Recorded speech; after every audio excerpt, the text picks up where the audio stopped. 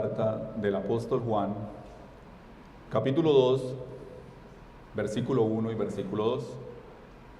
Dice la palabra del Señor: hijitos míos, estas cosas os escribo para que no pequéis. Y si alguno hubiere pecado, abogado tenemos para con el Padre, a Jesucristo el justo. Y Él es la propiciación por nuestros pecados, y no solamente por los nuestros, sino también por los de todo el mundo. Durante nuestra vida, tendemos en algunas ocasiones a realizar ciertos análisis de nosotros mismos, y normalmente esos análisis nos tratamos con demasiado cuidado. Le voy a poner un ejemplo. De pronto nos caemos, estamos haciendo alguna actividad, nos caemos y nos hacemos una herida en una de nuestras rodillas. Podemos ver las piedras incrustadas en nuestras rodillas, sabemos que hay que sacarlas, pero cuando empezamos a hacerlo, nuestras manos tiemblan, sudamos copiosamente, nos duele mucho, aplicamos un poco de Isodine con mucho cuidado para no irnos a infligir mucho dolor. El resultado de lo que hacemos se ve un par de días después, cuando la herida está roja,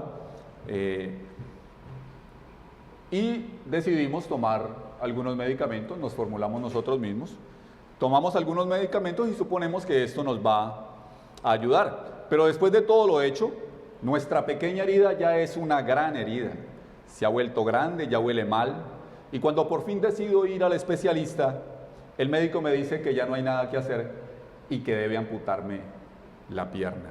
Ahora, todo lo anterior empezó por querer hacer las cosas a mi manera, por pretender saber qué era lo que se tenía que hacer. Si yo hubiera ido al especialista desde el comienzo, con bastante agua, con bastante jabón, posiblemente con un cepillo, cada piedra hubiera sido removida, nos hubieran puesto el vendaje adecuado y nos hubieran dado la receta de los medicamentos que hubieran podido ayudarme a evitar una posible infección. Lo mismo nos sucede, mi hermano, cuando de examinarnos internamente se trata. Tendemos a ser muy superficiales. Vemos nuestros problemas, pero los tratamos por encima, con mucho cuidado. Nos decimos, no hay necesidad de ser tan severos con nosotros. Nos quedamos en tratar los síntomas, pero la raíz la dejamos intacta. La Biblia tiene un nombre para esto, la Biblia señala esto de la siguiente forma: el hombre tratando de mejorarse a sí mismo. La Biblia es directa, nos habla directamente porque la Biblia no es superficial en lo absoluto, y desde el principio hasta el fin nos señala que todas nuestras dificultades, que todas las dificultades de la vida se deben al hecho de que tenemos una relación incorrecta con Dios, y que hasta no regresar a una relación verdadera y correcta, todo va a ser en vano. Cualquier cosa que nosotros intentemos hacer será en vano. Todos aquí hemos escuchado y leído de los grandes hombres de la Biblia y de cómo pasaron enormes dificultades. Hombres que fueron exactamente iguales a nosotros, expuestos a las mismas cosas que tienden a sucedernos a nosotros en un mundo como este. Pero sin embargo, al leer sobre ellos, al estudiar sus vidas, es notorio que estos hombres parecían triunfar, y según la Biblia, solo tenían un secreto: su relación con Dios. Según el libro de Hebreos, la carta a los Hebreos, esos hombres tenían fe de estar reconciliados con Dios, fe de conocerle. Su secreto era que a pesar de todo, a pesar de sus adversidades, a pesar de las luchas que tuvieron, ellos siguieron adelante como viendo al invisible, porque se sabían reconciliados con Dios. Fueron hechos independientes de las circunstancias y de las condiciones que los rodeaban. Cuando tú vienes a la iglesia, ¿por qué lo haces? ¿Cuál es tu intención? Esas son respuestas que usted debe saber. Lo que sí puedo decir es que la predicación del Evangelio no se hace intentando que la persona que le escuche se sienta bien o se sienta mal, sino que se hace para glorificar y exaltar el nombre de Cristo. Se hace para decirnos que a pesar de las circunstancias e independientemente de lo que nos depara el futuro, si nosotros estamos reconciliados con Dios, nada, absolutamente nada, en última instancia importará. Las cosas que puedan llegar a suceder o sucedernos, pues no van a tener un efecto devastador en nosotros.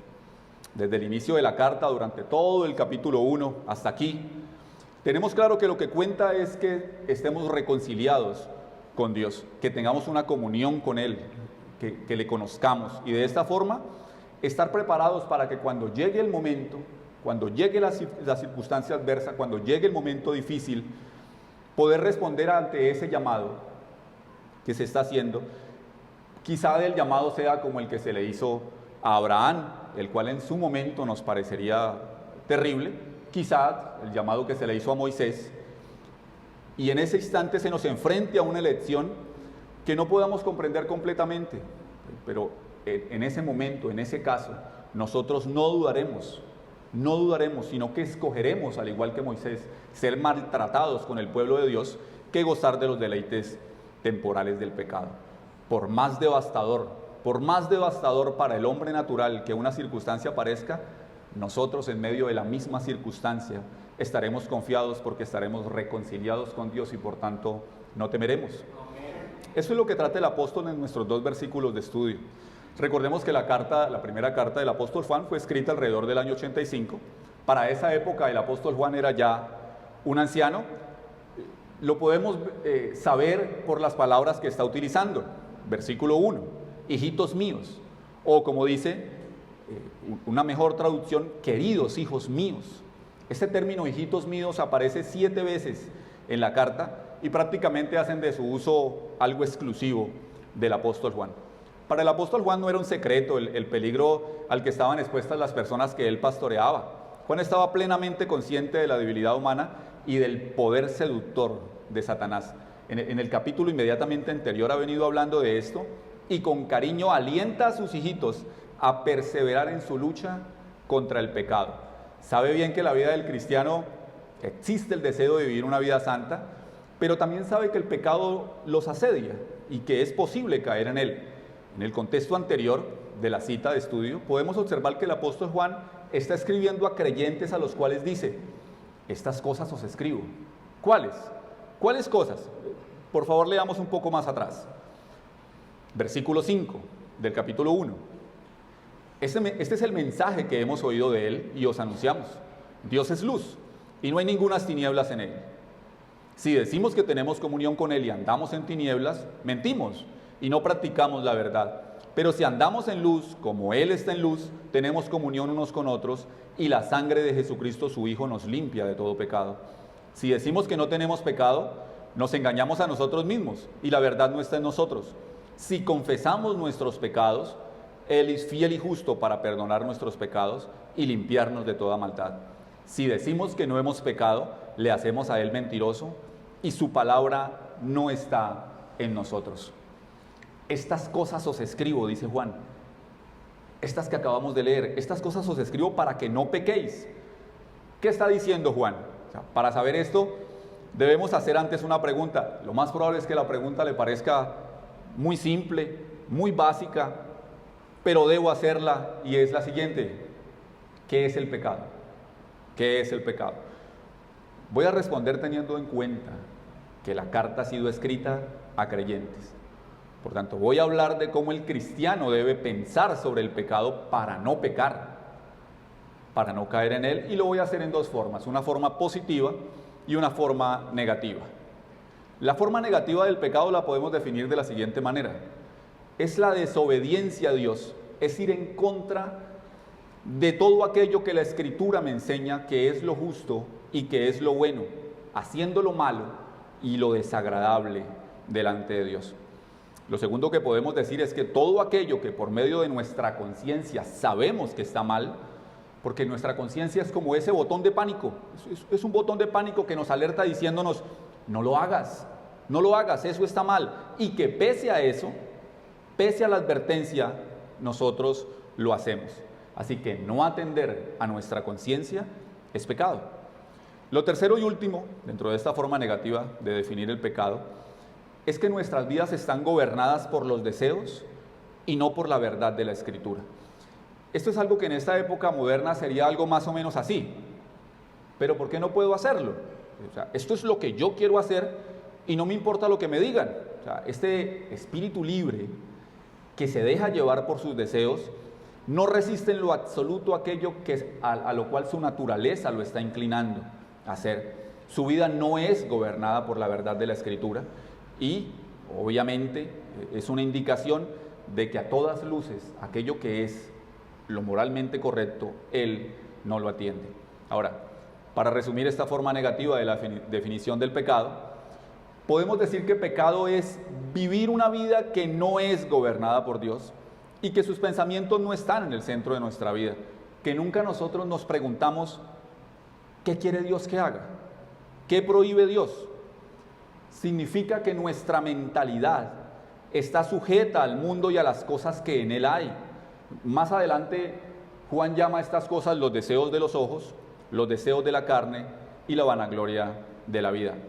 En este mundo, el hombre es su propio Dios. Ahora hablemos de la forma positiva. Lo segundo es la forma positiva como podemos ver el pecado, y la forma positiva es desde la óptica de aquellos que caminamos en luz. Ahora, tengo que hacer una aclaración, porque al decir forma positiva de ver el pecado, pues no estoy diciendo en lo absoluto que el pecado sea bueno o que traiga algo positivo a la vida del hombre.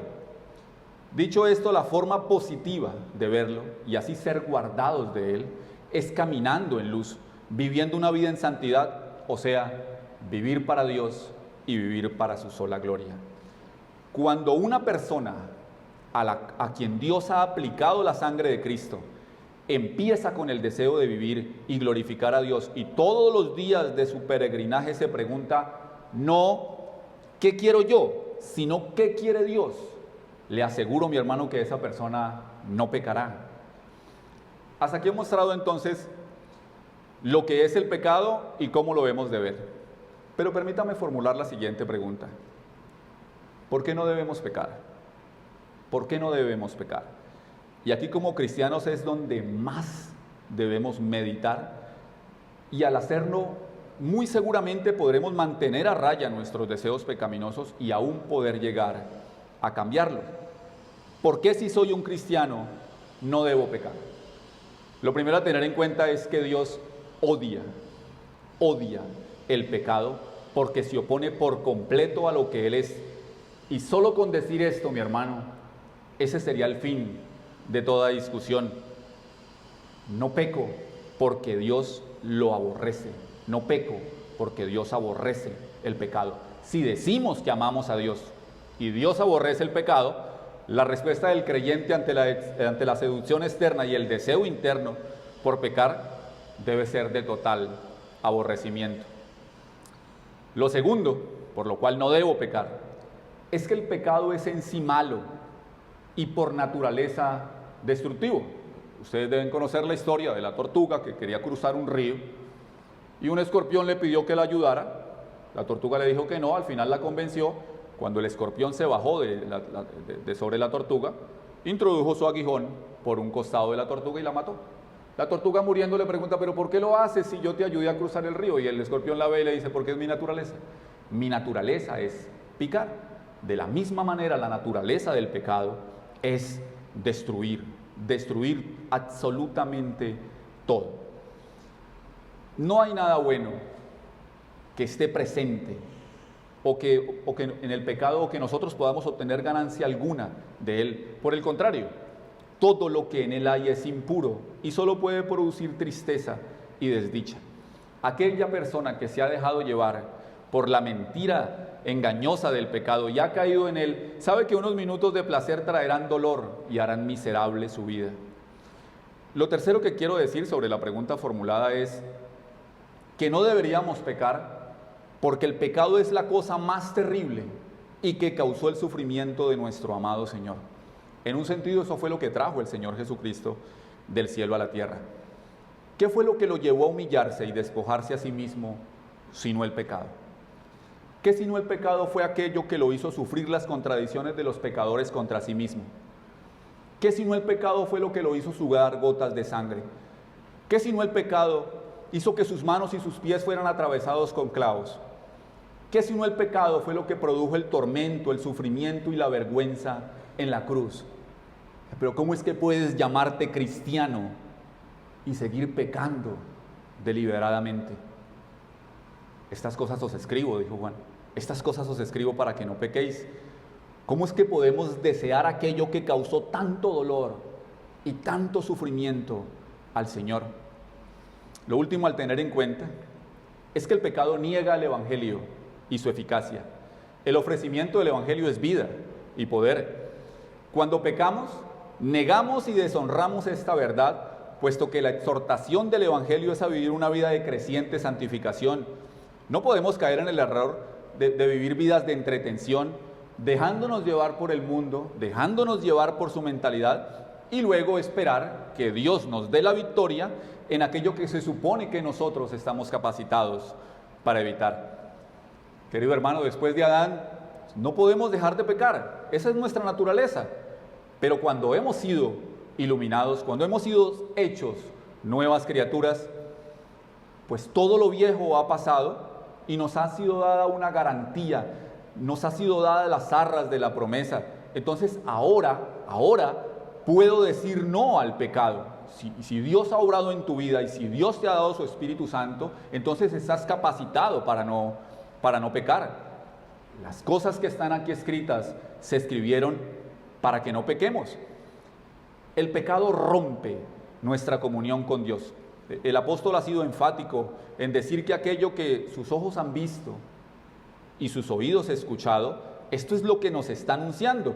Y lo hace para que nosotros creamos su anuncio y de esa manera podamos vivir vidas separadas del mundo, para que vivamos vidas en comunión permanente con Dios y con su Hijo Jesucristo. Hijitos, estas cosas os escribo para no pequéis.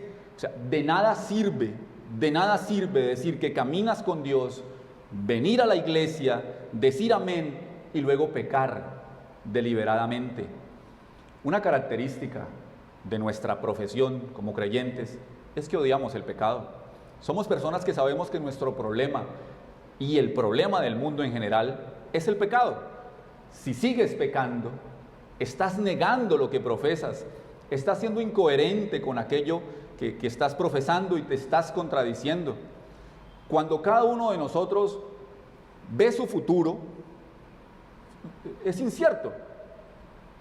En un sentido, nuestro futuro es incierto, nada tenemos seguro. O sea, nos pueden suceder muchísimas cosas a cualquiera de nosotros. Podemos enfrentar una terrible enfermedad, una crisis económica, la muerte de un familiar, de alguien amado. Y la realidad es que nada podemos hacer frente a estas cosas. Somos completamente indefensos. Ves el mundo, ves todo su conocimiento y su riqueza, y nada de ello puede hacer absolutamente nada por ti.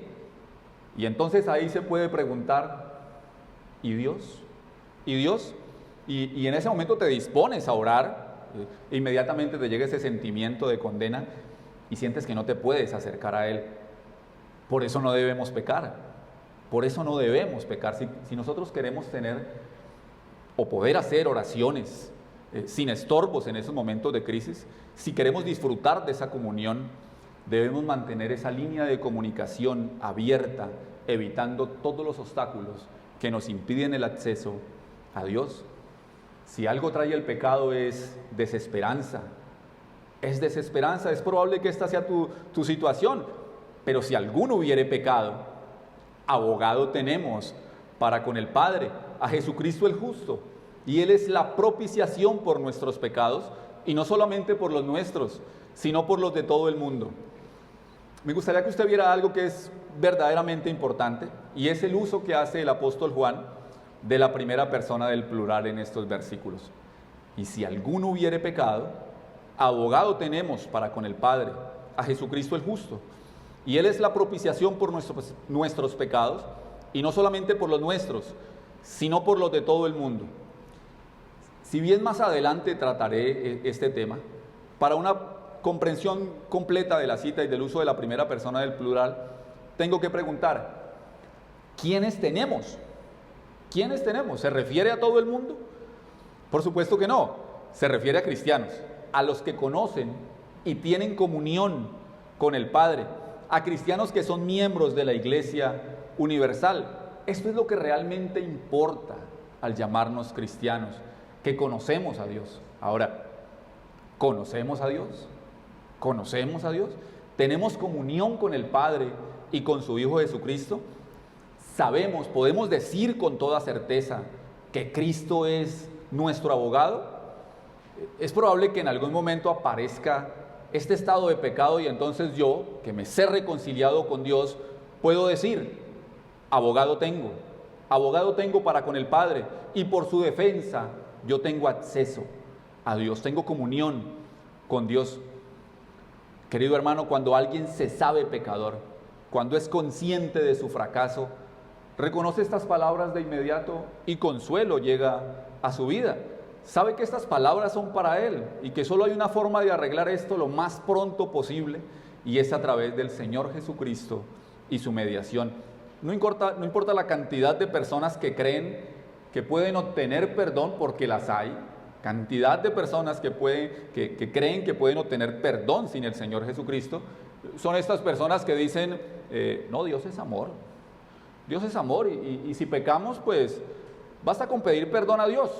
Estas personas no ven la necesidad del Señor y por eso es que nunca llegan a creer en Él. Pero la Biblia es clara, sin el Señor Jesucristo no hay perdón. Y Juan lo expresa de la siguiente forma: si alguno hubiere pecado, ¿qué ocurre? ¿Simplemente le pedimos perdón a Dios y ya? De ningún modo. Abogado tenemos, dice Juan, abogado tenemos para con el Padre, a Jesucristo el justo. Desde el inicio todo apunta a nuestro Señor Jesucristo. Todo el Antiguo Testamento, con sus ceremonias, el tabernáculo con sus minuciosas instrucciones, solo eran un símbolo, una sombra de lo que ocurriría en la persona del Señor Jesucristo. Todo esto fue dado precisamente para mostrar que Dios no puede perdonar el pecado con un simple perdón. Ahora bien, la palabra abogado que utiliza el apóstol aquí es la palabra paracletos, la cual ya había usado en su evangelio en el capítulo 16, versículo 7, cuando anunció que enviaría el Espíritu Santo y que no nos dejaría solos.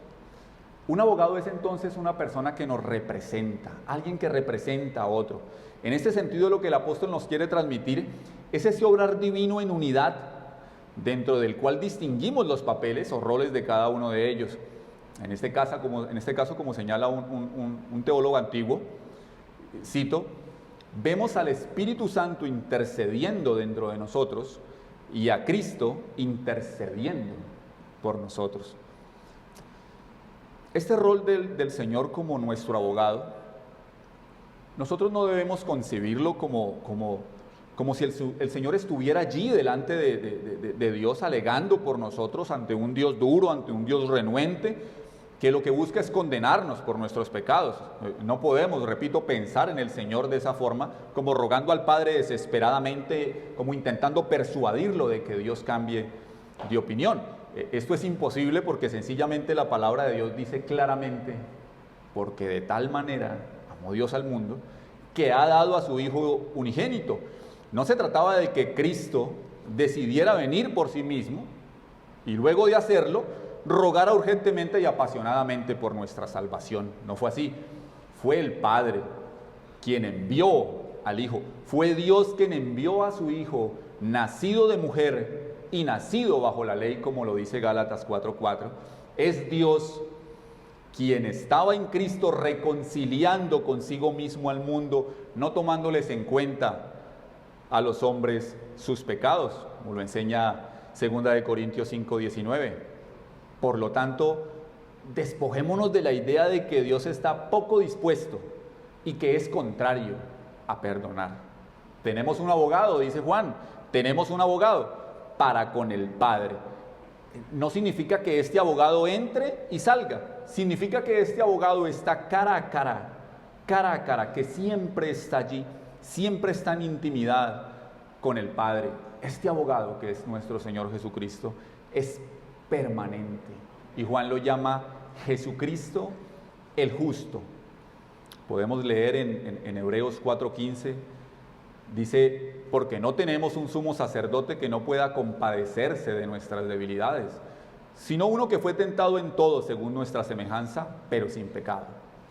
Cuando nosotros, creyentes, que nos sabemos pecadores, cuando conocemos nuestra fragilidad y somos tentados a pensar ¿Cómo es que un Dios santo, justo y perfecto puede comprender a un ser humano en semejante condición? La respuesta es: tenemos un abogado que nos comprende perfectamente, a Jesucristo el justo. No se encontró falta alguna en él. Por eso el apóstol nos habla directamente de su carácter, el de Cristo, cuando nos dice que este Jesús, nuestro abogado, es justo. Debido a la santidad de Dios, a su justicia y rectitud absolutas, es que miserables pecadores como nosotros necesitamos un representante justo como Él ante el Padre, porque nadie que sea indigno puede alegar o abogar por otra persona. Solo Cristo está cara a cara con el Padre, y en su presencia lo que dice es: yo morí por ellos, yo morí por ellos. El castigo se decretó, ahora ellos son libres. Continuemos con Juan, que ahora nos dice que este Dios hombre, el Señor Jesucristo, enviado por el Padre, y quien ahora es nuestro abogado, que está siempre en la presencia de Dios, este Jesús es la propiciación por nuestros pecados. Esta palabra propiciación significa pacificación o satisfacción. Y lo que nos está indicando es que la muerte expiatoria del Señor Jesucristo en la cruz satisfizo las demandas de la justicia de Dios, y por consiguiente, una vez hecha perfecta, pacificó su santa ira contra los pecados de los creyentes. Le pido por favor me acompañe al libro del Éxodo, capítulo 25, libro del Éxodo, capítulo 25. Vamos a leer a partir del versículo 10.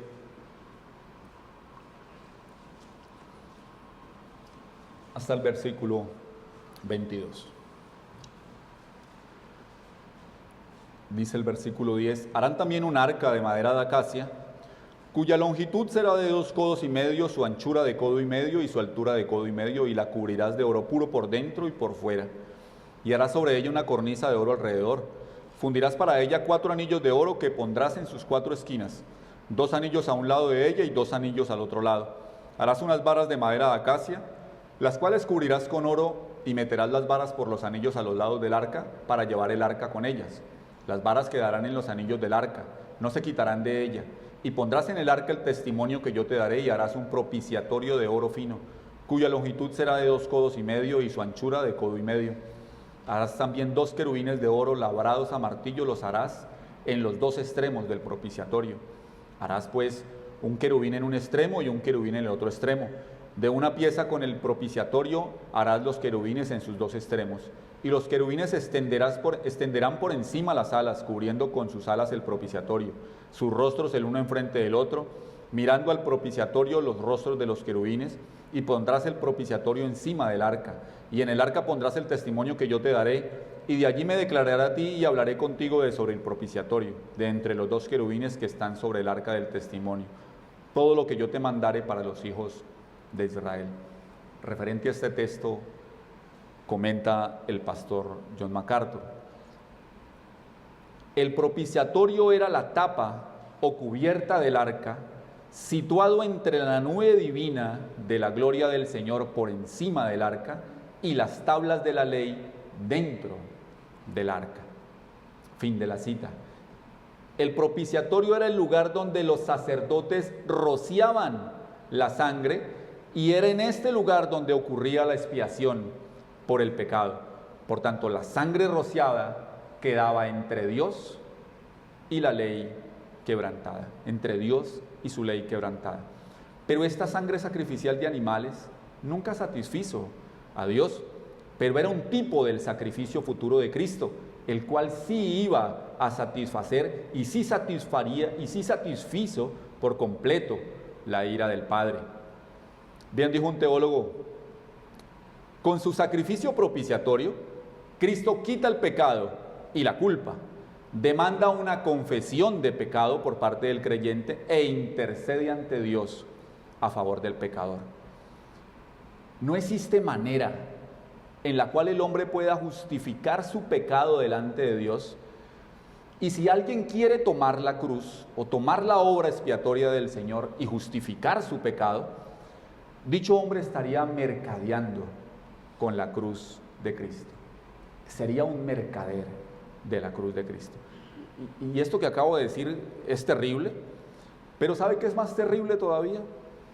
Que son muchos de los que se llaman cristianos y que una vez aparece la tentación, aquello en lo cual han sido negligentes en mortificar, ese deseo que brota de él mismo, cuando esto aparece, también aparece una voz que le dice: tranquilo, tranquilo, todo irá bien, si pecas, serás perdonado.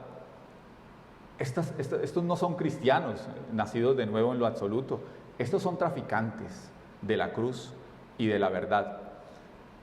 Pero esto que yo acabo de mencionar y que digo que es terrible, se debe a que no se ha comprendido el verdadero sentido de la cruz. ¿Por qué fue Cristo a la cruz?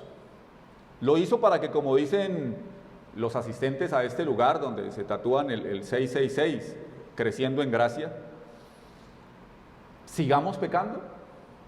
¿Fue Cristo a la cruz para que nosotros siguiéramos pecando?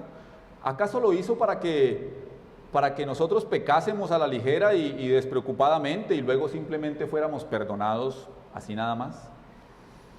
No, mis hermanos, eso no es así. Eso no es así. Toda la enseñanza del Nuevo Testamento nos indica por qué fue Cristo a la cruz. Cristo fue a la cruz para separar para sí un pueblo propio y celoso de buenas obras. Todo el propósito de la cruz es liberarnos del pecado, librarnos de él, y en palabras del doctor Martin Lloyd-Jones, presentarnos ante Dios de tal forma que podamos recibir esta nueva vida eterna que nos permitirá vencer el pecado y seguir los pasos de nuestro mismísimo Señor. Juan prosigue y escribe: y no solamente por los nuestros, sino también por los de todo el mundo. Hablé hace poco sobre esto. Es el momento de profundizar un poco, porque aquí aparece otro peligro ante nosotros, peligro que todos aquellos que trafican con la cruz de Cristo usan para llenar sus iglesias, y es el peligro del universalismo. Al final, dicen ellos, no hay personas perdidas, al final todos llegarán a la gloria, hasta los pecadores. ¿Acaso debemos entender con esto que estamos diciendo que Cristo murió por todo el mundo? ¿Está diciendo el apóstol que todos han de ser salvos? Si bien es cierto que el sacrificio de Cristo, debido a su naturaleza, fue perfecto, su obra perfecta, su expiación perfecta y su obra en la cruz suficiente, no significa que por todo esto, cuando fue a la cruz, iba a morir por todos. Es diferente decir que su obra en la cruz es suficiente para todos a que murió por todos. Mundo, como lo señala el apóstol Juan, lo que está expresando aquí es simplemente la esfera terrenal de la humanidad a la cual Dios dirigió su amor reconciliador y al que suministró esa propiciación. El lenguaje de la Biblia es fuerte y claro al afirmar que la muerte de Cristo en la cruz del Calvario en realidad satisface de modo total y eterno las exigencias de la ira de Dios para quienes creen. La muerte del Salvador satisfizo la justicia divina solo en beneficio de aquellos que creerían. Pero ¿cómo podemos estar seguros de esto? Primero que todo, veamos la distinción que hace el apóstol Juan. Versículo 1 del capítulo 2. Esa distinción que hace entre esos dos grupos de personas. Dice el versículo 1, hijitos míos, o como lo dije al comienzo, queridos hijos míos. ¿Escribió el apóstol a todo el mundo? Pues no, mis hermanos. Está escribiendo a cristianos, está escribiendo a creyentes, pero vea usted lo que sigue. Dice, si alguno hubiere pecado, ¿acaso desconocía el apóstol que la tendencia del ser humano es hacia lo malo siempre? ¿O acaso se está dirigiendo a un selecto grupo de personas? Por supuesto que sí, se está dirigiendo a un selecto grupo de personas. Les está hablando a la iglesia y les está diciendo, si alguno hubiere pecado, si acaso te has dejado llevar por tu naturaleza, si acaso fuiste tan torpe que pecaste, recuerda, hijito, abogado tenemos para con el Padre. No dice que todo el mundo tenga un abogado para con el Padre, solo aquel que por su torpeza ha pecado y ahora ese peso, ese dolor no lo deja estar en paz, su conciencia está intranquila y solo desea ir donde su Señor y humillarse. Sabe que lo puede hacer porque se reconoce salvo y no puede permitir una fisura en la comunión con Dios. Podemos ver la diferencia claramente, o sea, en lo absoluto se está diciendo que el Señor Jesucristo abogue por todo el mundo. Está diciendo nosotros, y nosotros se refiere a aquellos a los que está escribiendo, a los cristianos que tienen comunión con Dios y con su Hijo Jesucristo. La obra del Señor en la cruz fue tan grande y perfecta que viene a ser suficiente para todo el mundo, aunque eficaz solo para aquellos que el Padre en su bendita misericordia quiso aplicar. Aquí podemos ver que esta forma del universalismo, esta forma de interpretación, está errada, que no es coherente con lo que la Escritura enseña desde el principio, porque la Escritura desde el principio divide la raza humana en dos grupos, los salvos y los perdidos, los cristianos y los no cristianos, aquellos a los cuales les fue dada fe para salvación y los que fueron dejados en su justa condenación, las ovejas y las cabras, las vírgenes prudentes y las vírgenes insensatas. Para finalizar, quiero decirte algo a ti, querido hermano. Las demandas de Dios han sido cumplidas. Satanás derrotado y el camino al Padre asegurado para todos aquellos que vienen en oración con un corazón contrito pidiendo perdón. Es posible que hoy hayas cedido, bajaste la guardia y has pecado contra el Señor. Sabes que en Cristo tenemos reconciliación. Yo solo te lo estoy recordando. Como creyente sabes que si has pecado, abogado tienes para con el Padre. Este testimonio de Cristo dijo que Él ha muerto en la cruz por ti y ha limpiado tus pecados. Ahora puedes decir, yo sé en quién he creído, yo sé en quién he creído. Y cada día debido a eso soy movido en agradecimiento y en cuerpo y alma obedezco alegremente los mandatos del Señor. Y voy por el mundo dando testimonio de que nuestro Señor vive. En Hebreos, el libro de Hebreos, capítulo 2, versículos 16 y 17, el escritor inspirado dice lo siguiente: porque ciertamente no es a ángeles a quienes Él ayuda, sino a los descendientes de Abraham, los descendientes espirituales de Abraham. A causa de esto, Él tenía que ser hecho semejante a sus hermanos en todo, para poder llegar a ser un misericordioso y fiel sacerdote al servicio de Dios y para poder expiar los pecados del pueblo. ¿Cómo podía ayudarnos el Señor sino únicamente haciéndose hombre, semejante a nosotros en todo, menos en el pecado, y de esta forma poder llegar a ser misericordioso y fiel sumo sacerdote? No se hizo como los ángeles para ayudar a los ángeles, se hizo como tú y como yo, mi hermano, para reconciliarnos con el Padre. Se hizo como tú y como yo para reconciliarlos con el Padre.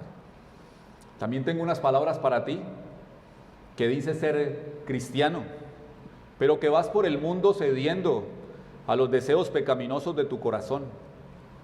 Has sido amonestado hoy a volverte a Dios, a dejar de traficar con la cruz.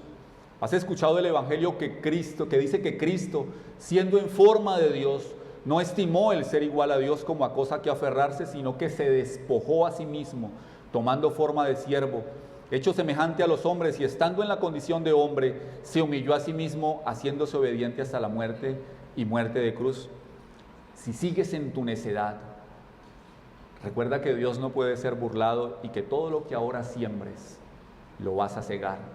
Y recuerda que las consecuencias de tu pecado serán eternas. Y amigo que hoy estás acá, que nos visitas por primera vez, que probablemente dices creer en Dios, pero te deleitas en pecar, que solo buscas a Dios cuando lo necesitas. Tengo unas palabras para ti también. Dios está airado contigo. Dios está airado contigo.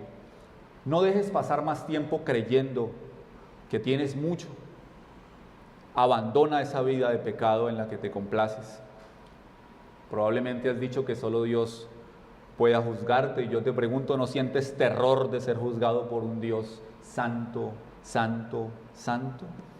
Hoy, esta misma noche, mi amigo, vienen por tu alma y ¿qué será de ti una vez que estés en la presencia de nuestro Dios, si no solamente ser hallado culpable? Pero hoy has escuchado el mensaje del Evangelio, que este día finalice siendo el día de tu arrepentimiento. Ven a Cristo y no salgas de aquí cargando tu maldad.